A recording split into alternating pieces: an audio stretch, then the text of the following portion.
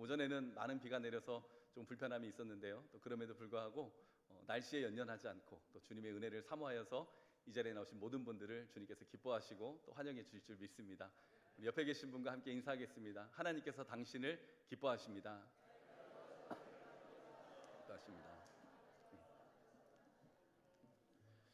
네, 우리 성도님들께서 기도해 주셔서 지난 월요일부터 금요일까지 이 피정의 기간을 잘 마쳤습니다.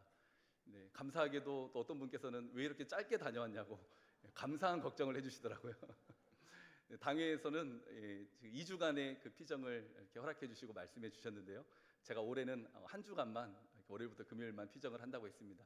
그 이유는 제가 부임한 지 얼마 되지 않았고 또 저도 지금 주일 예배 또 새벽 예배 수요 예배 그 사역의 리듬과 또 예배를 통해서 성도님들과 영적인 호흡을 맞춰가고 있는데 이렇게 쉬는 시간이 오래되면 제 스스로가 그 사역의 리듬이 깨질 것 같아서 이번에는 한 주간만 그렇게 피정을 보내기로 했습니다. 내년에는 꼭 2주를 채우겠습니다. 잘 다녀올 수 있도록 기도해 주시고 또 배려해 주신 우리 성도님들께 감사를 드립니다. 네, 그리고 영상 광고에서 보았듯이 우리 청년부 캠프가 어제부터 진행이 되고 있습니다. 내일까지 진행이 되는데요. 저도 오늘 저녁 집회에 함께해서 또 말씀으로 은혜를 나눌 텐데 우리 청년들 또 주님의 은혜 안에서 하나 되고 또 큰 은혜 받는 시간이 되게 해달라고 우리 성도님들의 기도를 부탁을 드립니다. 1997년 1월 17일자 동아일보에요. 이런 제목의 기사가 올라왔습니다. 1월 16일이네요. 암자 주지스님 전재산 교회 기증. 좀 제목이 좀 이상하죠. 주지스님이라면 전재산을 기증해도 절에 기증해야 될 텐데 교회에 기증을 했어요. 그러니까 조금 이상하니까 신문에까지 난 것 같아요. 자, 여기에 대해서는 한 스토리가 있습니다. 이 경북 구미시의 보리암이라는 이 사찰에 있는데요. 그 사찰의 주지 스님인 이 박기봉이라는 스님이 계셨습니다. 근데 그 스님이 폐암에 걸리셨어요. 그래서 그 폐암을 치료하던 중에 그 병이 점점 깊어져서 결국에는 병원에 입원하셔서 입원 치료를 하게 됩니다. 근데 그 병원에 있는 동안 조금 이상한 사람들을 보게 돼요. 그 이상한 사람들이 어떤 사람들이냐면 어디에서 왔는지 모르겠는데 여러 사람이 와서 그 병원에 있는 암 환자들 또 중증 환자들을 돌보는 겁니다. 근데 듣기로는 그 사람들이 아무 대가도 받지 않는데요. 그런데 얼굴의 표정이 너무 환해요. 얼굴이 밝게 웃고 기쁨이 가득 차고 가족들도 그렇게 못할 것 같은데 진심으로 환자들을 찾아가서 격려하고 또 위로하고 함께 놀아주고 그렇게 살피는 거예요. 그러니까 스님이 보기에 참 이상하죠. 저 사람들은 무슨 돈을 받는 것도 아닌데 가족들도 서로 저렇게 케어하고 돌보는 게 쉽지 않을 것 같은데 저 사람들은 도대체 누굴까? 뭐 하는 사람들일까 하고 알아봅니다. 근데 자세히 알아보니 한 교회에서 드러내지 않고 교회 이름을 드러내지 않고 자원봉사 나온 그리스도인들이었습니다. 근데 그 스님이 그분들을 보고 큰 감명을 받은 거예요. 와, 저분들이 천사구나. 천사가 따로 있는 게 아니라 저분들이 천사구나. 그리고 저분들이 저렇게 기쁨으로 환자들을 섬길 수 있는 것은 예수님의 가르침이 진리였구나. 예수님이 살아계시는구나. 예수님이 구세주시구나 라고 깨닫게 되고요. 그 스님도 회개하고 복음을 믿게 되고 또 예수님을 구세주로 고백하여서 구원받게 되는 그 놀라운 역사가 일어나게 된 것입니다. 근데 거기서 멈추지 않고 그 스님이 가지고 있던 그 120여 평에 되는 그러한 사찰과 또 가지고 있던 재산 1억 5천여만 원을 이제 교회에 기증하기로 그렇게 마음을 먹었던 거예요. 그래서 변호사를 데려다가 공증을 하고 그 명의를 등기 이전을 하고 그렇게 기증을 한 것입니다. 그래서 실제로 이 기사가 이렇게 올라왔어요. 실제 내용의 기사가 이렇습니다. 박 주지스님은 평생에 걸어온 불자의 길을 포기하고 기독교로 개종하겠다는 뜻을 밝힌 데 이어 신앙 고백을 통해 예수의 길을 따르겠다고 말했다는 것, 특히 암을 앓으면서 투병 생활을 해온 스님을 위해 교회에서 자원봉사자를 보내 헌신적으로 간병해온 것도 스님의 마음을 움직인 것으로 알려졌다. 네. 실제 기사로 올라왔던 내용입니다. 평생을 불자로 살아왔던 이 스님의 마음을 움직인 것이 무엇입니까?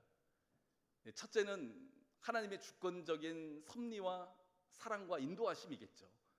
그런데 둘째도 그와 같으니 그 병든 자를 위해서 병원에서 헌신적으로 간호하고 돌본 그 헌신한 그리스도인들의 모습이 있었기 때문입니다. 그러니까 우리들이 이런 모습을 보면요, 우리 성도들의 삶을 통하여서 삶의 모습을 통해서 하나님의 이름이 높임받게 되고 예수 그리스도의 이름이 증거된다는 것을 우리가 볼 수 있는 것이죠. 자, 그런데요, 오늘 본문에서는 우리들의 그러한 삶의 모습을 통해서 단지 하나님의 이름만 높임받고 예수님의 이름만 증거되는 것이 아니라 한 걸음 더 나아가서 그것이 우리들이 하나님 앞에 드려야 되는 예배의 모습이다라고 그렇게 말씀하십니다. 아니, 우리는 예배당에 이렇게 함께 모여서 함께 예배 드리면 이것이 예배인 줄 알았는데, 이것만 예배만 잘 드리면 되는 줄 알았는데, 하나님께서는 삶의 모습을 통해서 하나님 앞에 드리는 예배도 중요하다라고 말씀하고 계세요. 오늘 1절의 말씀이죠. 그러므로 형제들아, 내가 하나님의 모든 자비하심으로 너희를 권하노니 너희 몸을 하나님이 기뻐하시는 거룩한 산 제물로 드리라. 이는 너희가 드릴 영적 예배니라. 우리 몸을 하나님이 기뻐하시는 거룩한 산 제물로 드리는 것이 하나님이 기뻐하시는 예배래요. 이건 무슨 뜻일까요? 자, 그런데 첫 말씀이 어떻게 시작이 됩니까? 그러므로 라고 시작이 되죠. 그러니까 앞에 어떤 내용이 있다라는 의미겠죠. 네, 로마서는 총 16장으로 기록된 하나님의 말씀입니다. 그런데 1장부터 11장까지는 그 인간의 철저한 죄인됨과 그 죄인된 우리를 위해서 하나님이 무엇을 하셨는지에 대한 그 하나님의 사랑에 대한 말씀이 기록되어 있어요. 자, 그래서 로마서 3장 23절부터 24절까지는 이렇게 말씀하십니다. 우리 같이 읽어봅니다. 모든 사람이 죄를 범하였음에 하나님의 영광에 이르지 못하더니 그리스도 예수 안에 있는 성령으로 말미암아 하나님의 은혜로 값없이 의롭다 하심을 얻은 자 되었느니라. 아멘. 모든 사람이 죄를 범하였음에, 그러니까 의인은 없나니 하나도 없음에, 우리 모두는 다 죄인이었습니다. 그런데 죄인된 우리가 어떻게 의롭게 되었다고요? 예수 그리스도께서 십자가에서 우리의 죄의 대가를 대신 받으심으로, 속량하심으로 우리가 값없이 의롭게 여김을 받은 자가 되었다라고 말씀하십니다. 여러분, 하나님께서는 우리를 사랑하십니다.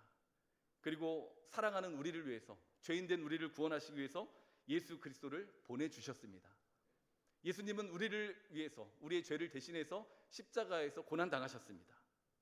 그러니 로마서 1장부터 11장까지는 우리가 얼마나 그 뼛속까지 죄인인지, 그 죄인된 우리를 위해서 하나님이 무엇을 하셨고 예수님이 어떠한 일을 이루셨는가에 대한 말씀입니다. 자, 그리고 12장이 시작이 되는 거죠. 그러므로 죄인된 우리가 하나님의 그 크신 사랑과 은혜를 받았으므로, 그러므로 형제들아, 내가 하나님의 모든 자비하심으로 너희를 권하노니 너희 몸을 하나님이 기뻐하시는 거룩한 산 제물로 드리라.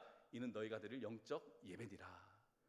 너희들이 그렇게 큰 은혜를 받았으므로 그 합당한, 은혜 받은 자답게 합당한 삶의 모습을 살아가는 것이 하나님께서 기뻐하시는 영적 예배니라.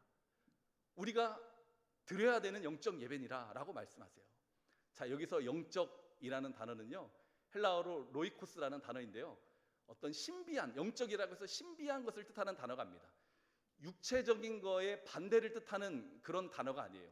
이성적인 합당한 그런 의미의 단어입니다. 그러니 예수님의 십자가의 은혜를 받은 우리가 거룩한 산 제물이 되어서 우리의 삶의 모습을 통해 하나님 앞에 영광을 돌리는 것이 우리가 드려야 되는 합당한 예배니라 라는 뜻이죠. 올바른 예배니라, 당연한 예배니라 라고 하나님이 말씀하십니다. 그러고 보니 이런 말씀은 로마서에만 기록된 게 아니더라고요. 우리는 이렇게 본당에 올라와서, 우리 예배당에 올라와서 하나님을 찬양하고 하나님 앞에 예물 드리고 뜨겁게 기도하고 집중해서 말씀 듣고 그러면 예배를 다 드렸는데, 그게 아니라 합당한 삶을 살아가는 것이 온전한 예배다라고 말씀하신 것이 로마서에만 있는 게 아니에요. 이 신약 성경에는 뭐 로마서, 에베소서, 빌립보서, 골로새서 여러 서신서가 있지 않습니까? 근데 그런 서신서가 다 비슷한 구조입니다. 에베소서 4장 1절의 말씀을 보십시오.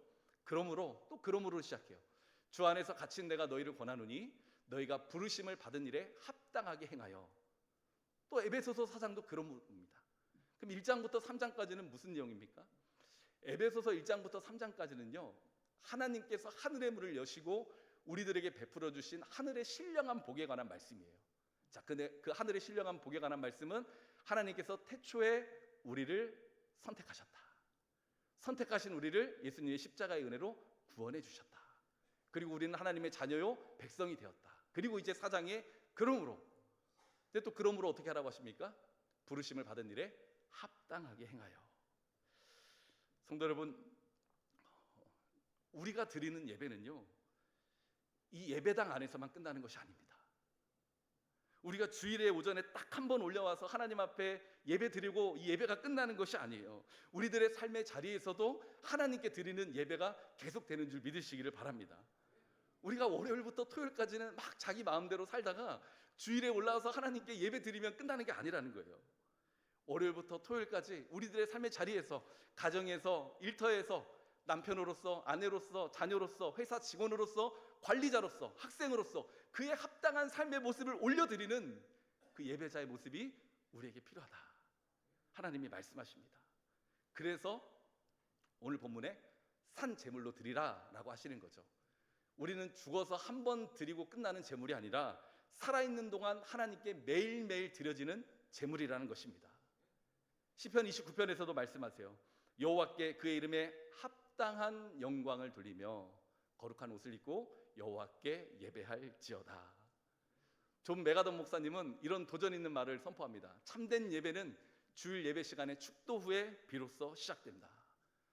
참 도전이 되지 않습니까? 우리는 축도 찌어다 하면 이제 문이 쫙 열리고 가자 하는 줄 알았는데 이 존 메가던 목사님은 아니, 그 시간이 또 한 번의 예배가 시작되는 시간이다 라고 우리에게 도전을 주는 거예요.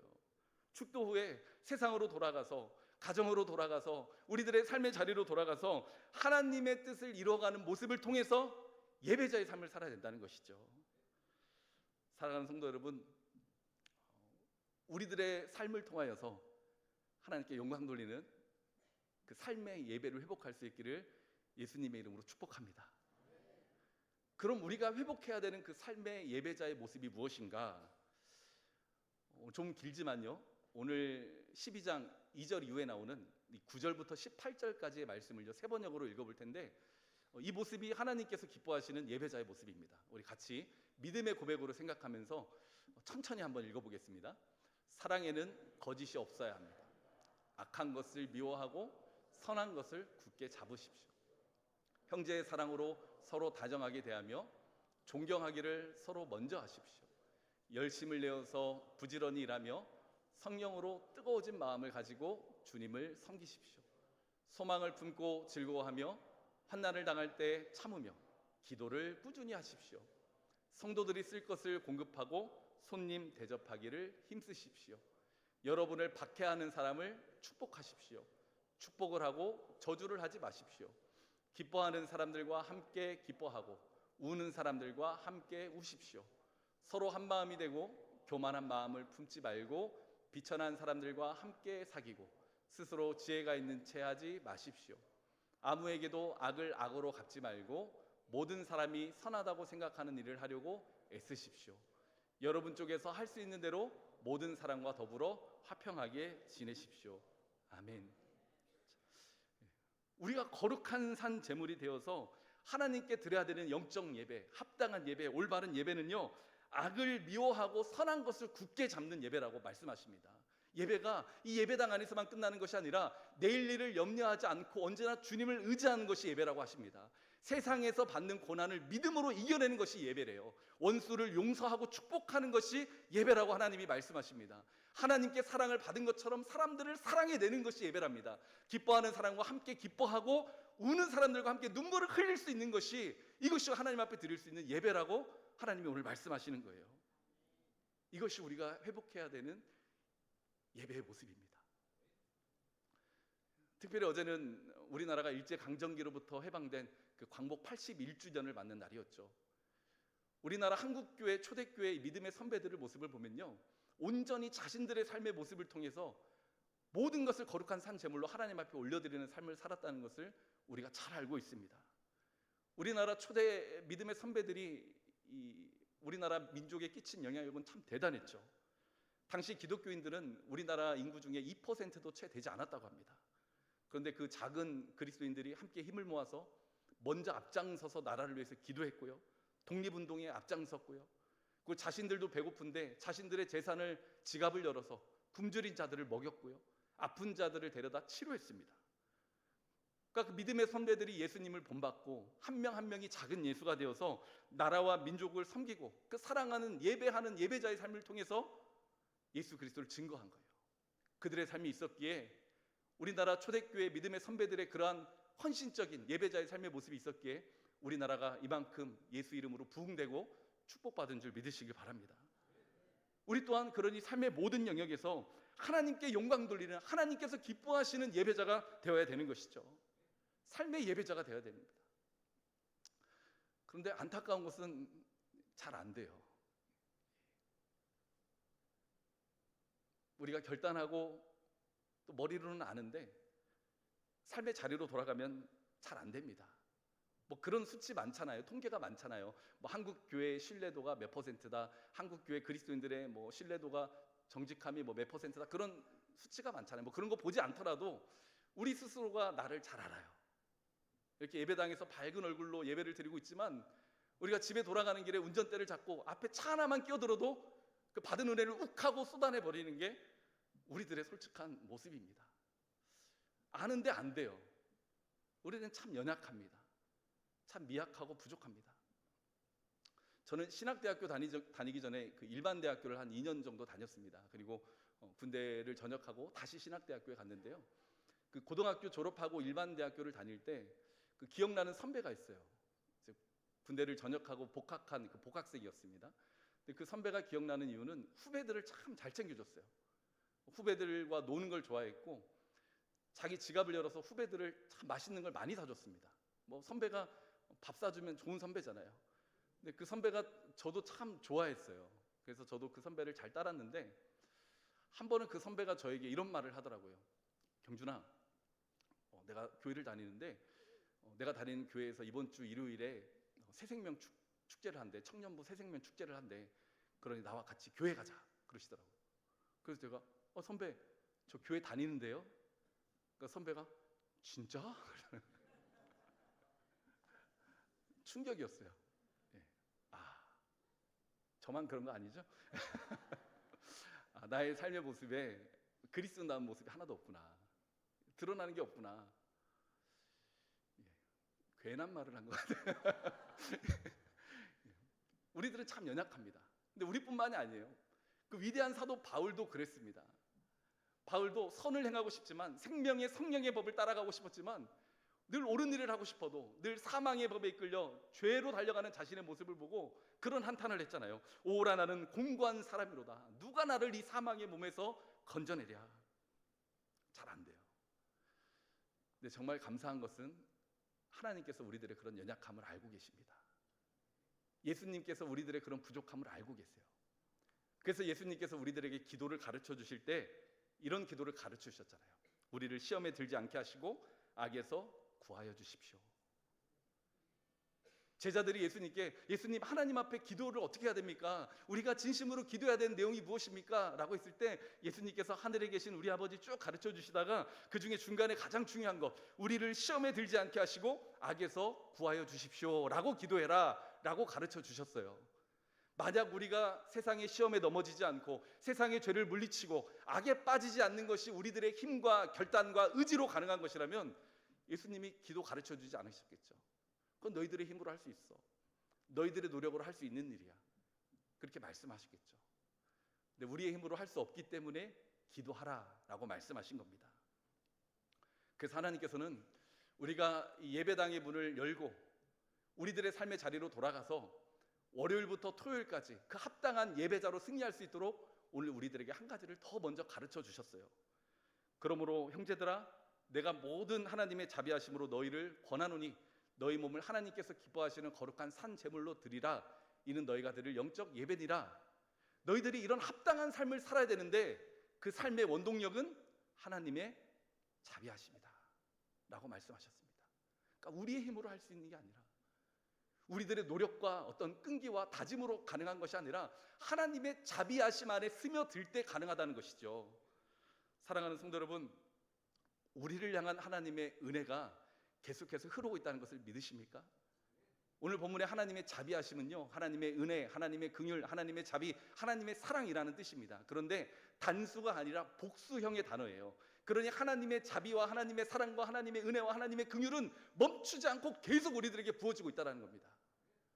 만약 하나님의 자비가 유효기간이 있거나 2026년까지만 자비가 가능합니다 라고 유효기간이 있거나 정해진 횟수, 한 영혼에 대해서 100번까지만 가능합니다. 이 정해진 횟수가 있다면 오늘 이 자리에 앉아 있을 수 있는 사람이 누가 있겠습니까?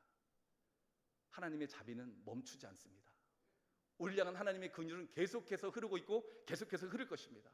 그렇잖아요. 그래서 우리가 곁길로 갈 때마다 하나님이 나를 찾아와 주시고 붙잡아 주시고 내가 너를 사랑한다, 내가 너와 함께한다, 내가 너를 포기하지 않을 것이다 말씀해 주셔서 우리가 이 자리에 있는 것 아니겠습니까? 그러니 그 삶에 합당한 예배를 드리기 위해서는 그 하나님의 자비하심에 우리의 영혼이 먼저 담금질이 되어야 된다는 것이죠. 그 은혜를 힘입을 때 우리가 삶의 예배를 드릴 수 있다는 것입니다. 아까 삶으로 드려야 되는 합당한 예배가 원수를 용서하고 저주하지 않고 사랑하라고 하셨는데, 혹시 이름만 떠올려도 마음이 답답해지는 이름이 있으십니까? 사랑해야 되는 건 머리로 아는데 가슴으로 안 되는 그런 사람이 있으십니까? 그렇다면 억지로 쥐어짜지 마세요. 억지로 사랑을 쥐어짜지 마세요. 우리는 우리의 결단으로 누군가를 품어낼 수가 없습니다. 그때는 나를 향한 하나님의 자비하심으로 먼저 깊이 들어가야 돼요. 예수님께서 십자가에서 나를 위해 무엇을 하셨는지 십자가의 사랑 앞에 내가 다시 한번 대면해야 됩니다. 로마서 5장의 말씀이죠. 우리가 아직 죄인 되었을 때 그리스도께서 우리를 위하여 죽으심으로 하나님께서 우리에 대한 자기의 사랑을 확증하셨느니라.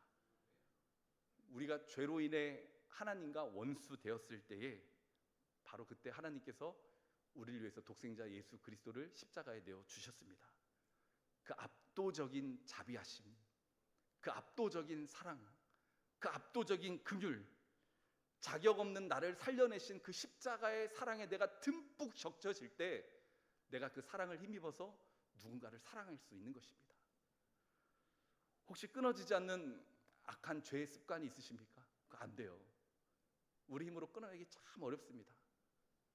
자칫하다가 작심삼일에 또 넘어져서 스스로 자책하고 넘어지는 경우가 너무나 많이 있어요. 나의 의지를 붙잡는 자리에서 내려와서 하나님의 은혜를 붙잡는 자리로 나아가야 됩니다. 하나님께서도 빌립보서에서 이렇게 말씀하세요. 너희 안에서 행하시는 이는 하나님이시니, 너희 안에서 행하시는 이는 하나님이시니 자기의 기쁘신 뜻을 위하여 너희에게 소원을 두고 행하게 하시나니. 오늘 2절의 말씀에 하나님이 기뻐하신 뜻을 분별하라는 그 말씀, 우리의 힘으로 가능한 것이 아니에요. 악할 죄를 끊어낼 그 행할 힘조차, 의지조차도 내 속에서 솟아나는 것이 아니라 하나님께서 주시는 선물이고 믿음의 능력입니다. 우리가 하나님의 자비하심에 계속 머물 때 우리 안에 있던 그 죄의 힘은 영향력을 잃게 되고, 하나님이 기쁘시게 하고 하나님을 기쁘시게 해드리고 싶은 그 거룩한 소원이 우리의 마음속에 자라나기 시작하는 것이죠. 그때 우리가 비로소 내려놓아야 할 것은 내려놓을 수 있게 되고, 품어야 될 사람은 품을 수 있게 되고, 결국 마음이 새롭게 변화되고 하나님이 기뻐하시고 원하시는 온전하신 뜻이 무엇인지 분별할 수 있는 영적인 힘과 능력을 얻을 수 있게 되는 것입니다. 오늘 로마서를 기록한 바울의 삶을 한번 생각해 보세요. 바울이 이렇게 변화된 것, 자신의 모든 삶을 거룩한 산 제물로 하나님 앞에 올려드리는 그 예배자의 삶을 살아갈 수 있었던 것, 자신의 결단과 의지로 되었던 건 아니잖아요. 예수 믿는 자를 잡으러 가고 교회를 핍박하러 가던 그 다메섹 도상에서 자신을 찾아와 주신 그 주님의 사랑에 깊이 압도되었을 때 비로소 변화되고, 사랑의 사도, 복음의 사도, 열정의 사도, 자신의 모든 삶을 주님께 내어드리는 참된 예배자로 설 수 있었던 것입니다. 그래서 바울도 이렇게 고백하잖아요. 그러나 내가 나된 것은 하나님의 은혜로 된 것이니 내게 주신 그의 은혜가 헛되지 아니하여 내가 모든 사도보다 더 많이 수고하였으나 내가 한 것이 아니요 오직 나와 함께 하신 하나님의 은혜로라. 아멘. 죄인 중에 괴수라고 고백했던 자신을 찾아와 주신 그 하나님의 은혜, 자신을 위해서 십자가에 못 박혀 달려 죽으신 그 예수님의 십자가의 사랑, 그 마르지 않는 계속되는 자비를 힘입었기에 자신의 삶을 하나님 앞에 드리는 영적 예배, 합당한 예배를 드릴 수 있었던 것입니다. 그렇습니다. 삶의 예배는요, 오로지 멈추지 않는 주님의 은혜에서 힘을 얻고 시작돼야 될 줄 믿습니다. 저는 도덕적으로 잘 살아가고 있습니다. 저는 윤리적으로 문제 없습니다. 물론 그것도 좋은 모습입니다. 그런데 그러한 삶의 근거가 어디에서부터 원동력을 얻고 있는지를 우리가 뒤돌아봐야 돼요. 내가 그리스도인답게 살아가는 것이 주님에 대한 그 은혜의 감사와 감격으로 이루어지고 있는 것인가, 아니면 내 노력으로 이루어지고 있는 것인가? 만약 내 노력으로 이루어지고 있다면 그것은 언제든 꺾일 수 있는 것이고, 언제든 나의 공로가 될 수 있는 것이고, 언제든 자기 의로 드러날 수 있는 것이고, 언제든 교만이 될 수 있는 것입니다. 그래서 우리의 모든 삶의 원동력은 주님의 은혜가 되어야 될 줄 믿습니다. 종교개혁자 존 낙스는 이렇게 고백합니다. 하나님이시여, 내가 있는 것은 오직 하나님의 은혜에 의한 것입니다. 아닙니다. 하나님, 내가 있는 것이 아닙니다. 다만 하나님의 은혜가 있을 뿐입니다. 종교개혁을 하며 그 많은 업적을 이룬 사람, 그것이 하나님, 제가 이 일을 할 수 있었던 것은 하나님의 은혜가 있었습니다. 아닙니다. 제 이름이 있는 것이 아닙니다. 제 삶이 있는 것이 아닙니다. 오로지 하나님의 은혜만 있습니다. 이런 고백을 했던 거죠. 우리를 향한 하나님의 사랑, 예수 그리스도의 십자가의 은혜, 성령님의 인도하심을 우리가 매 순간마다 붙잡을 때 우리들의 삶을 산 제물로 올려드리는 그러한 거룩하고 합당한 예배자의 삶을 살아갈 수 있게 될 것입니다. 우리가 지난주에 이어서요, 다시 예배의 자리로라는 큰 주제를 가지고 예배에 관한 말씀을 2주간을 나눴습니다. 지난주는 예배에 대한 감격과 그 기대감을 회복하자는 그 말씀을 나눴죠. 그리고 오늘은 또 하나, 우리가 회복해야 되는 예배, 우리가 또 하나 승리하고 성공해야 되는 예배가 있는데 바로 삶의 예배라고 하나님이 말씀하십니다. 그러므로 형제들아, 내가 하나님의 모든 자비하심으로 너희를 권하노니 너희 몸을 하나님이 기뻐하시는 거룩한 산 제물로 드리라. 이는 너희가 드릴 영적 예배니라. 아멘. 여러분, 우리는 하나님께 택함받은 구원받은 백성입니다. 특별한 하나님의 사랑과 은혜를 경험한 사람들입니다. 그래서 우리는 이렇게 주일 아침에 모여서 부활하신 주님을 경배하고 예배의 주인 되신 주님 앞에 우리의 모든 삶을 다 드리고 있습니다. 그런데 축도가 마치면 예배가 끝나는 것이 아니라 이제는 우리들의 삶의 자리로 돌아가서 가정에서, 일터에서, 학교에서, 모든 삶의 자리에서 사람들과 부대끼며 살아가는 모든 자리에서도 하나님께서 기뻐하시는 그 예배자의 모습이 이어져야 될 줄 믿습니다. 고린도전서의 말씀처럼 그런즉 너희가 먹든지 마시든지 무엇을 하든지 다 하나님의 영광을 위하여 하라. 그런데 이것은 우리들의 힘으로 되지 않아요. 나를 향한 주님의 십자가의 사랑과 은혜를 붙잡을 때 가능한 것입니다. 그 은혜를 붙잡고 예배를 회복하고, 삶의 예배를 회복하고 예배에 승리하는 우리 모두가 될 수 있길 축복합니다. 우리가 잘 아는 이 송경민 목사님의 은혜라는 찬양이 있죠. 자, 가사가 이렇습니다. 내가 누려왔던 모든 것들이, 내가 지나왔던 모든 시간이, 내가 걸어왔던 모든 순간이 당연한 것 아니라 은혜였어. 아침 해가 뜨고 저녁의 노을, 봄의 꽃향기와 가을의 열매, 변하는 계절의 모든 순간이 당연한 것 아니라 은혜였어. 우리 2절 같이 읽어봅니다. 내가 이 땅에 태어나 사는 것, 어린아이 시절과 지금까지 숨을 쉬며 살며 꿈을 꾸는 삶, 당연한 것 아니라 은혜였어. 내가 하나님의 자녀로 살며 오늘 찬양하고 예배하는 삶, 복음을 전할 수 있는 축복이 당연한 것 아니라 은혜였어. 아멘. 그렇습니다. 모든 것이 은혜입니다. 그리고 이 놀라운 주님의 은혜는 계속될 것입니다. 사랑하는 성도 여러분, 이 주님의 은혜를 붙잡고 오늘 예배의 자리가 마치면, 예배의 순서가 마치면, 축도가 끝나면 삶의 자리로 돌아가서 하나님 앞에 우리의 모든 삶을 거룩한 산 제물로 드리는 합당한 예배를 드리는 예배자가 될 수 있기를 소망합니다. 우리가 드릴 수 있는 예배는, 우리가 이 은혜를 붙잡고 드려야 되는 예배는 악을 미워하는 것입니다. 그것이 예배랍니다. 악을 미워하고 죄를 미워하는 예배자가 되십시오. 내일 일을 염려하지 않는 예배자가 되십시오. 세상의 고난을 믿음으로 이겨내는 예배자가 되십시오. 원수를 용서하고 사랑하는 예배자가 되십시오. 기뻐하는 사람과 함께 기뻐하고 우는 사람과 함께 눈물을 흘릴 수 있는 예배자가 되십시오. 월요일부터 토요일까지 그렇게 삶의 자리에서 합당한 삶의 모습으로 하나님 앞에 예배 드리시다가 다음 주일 그 감사한 믿음을 가지고 다시 한번 감격하는 마음 가운데 주님을 뜨겁게 예배할 수 있는 우리를 될 수 있길 소망합니다. 이 자리에서 드리는 예배도 승리하시고 삶의 자리에서 드리는 예배도 승리하셔서 예배에 승리하는 자, 하나님이 주시는 큰 은혜와 복을 누린다는 것을 보여주시고 또 자랑하시고 하나님의 이름을 높여드리는 그러한 은혜의 주인공들 다 될 수 있기를 주님의 이름으로 축원합니다.